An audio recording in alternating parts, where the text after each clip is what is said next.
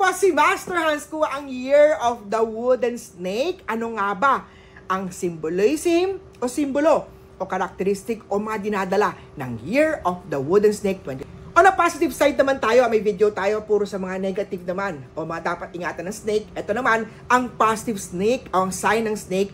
Ang snake ay nagre-representa ng wisdom, ng knowledge, ng intelligence, ng intuition. Ang year of 2025 natin, wood snake ay nagdadala ng dagdag kaalaman. Ibig sabihin, kailangan na mag-attend tayo ng mga seminars, gamitin ng social media para mag-learn more.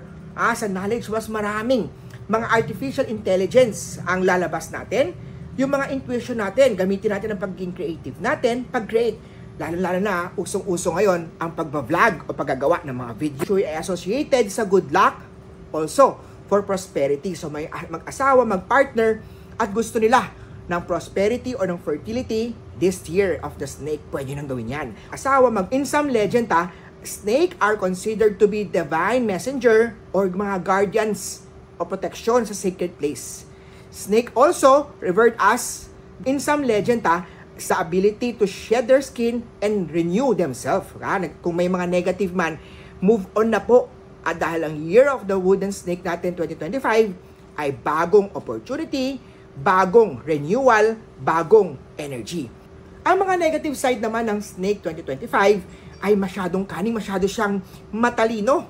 Ingat din sa mga deception. Ingat din sa mga jealousy o mga inggit. Lalo-lalo na ang temptation. Kung may partner na, iwas dito. Sa mga nagtatrabaho naman, maging loyal, maging maayos sa inyong boss o sa trabaho niyo po. Sa mga businessman naman, huwag puro business o puro pera ang kinikita. Make sure din po na meron ka naaambag o meron tutulong sa society. Iwas tayo sa mga temptation. Ang mga snake ay lagi pinapakita na kalaban or rival ng ibang animals, such as dragon or tiger. Pero ang snake pa rin ay also feared for their venomous. Pag kinagat ka niyan, may panagtuklaw ka niyan, may venom yan, which can cause death or illness. Snake are depicted as evil or demonic creatures that can harm or seduce human. Ang snake ay sumisimbolo ng beauty, eternal youth, at sexuality.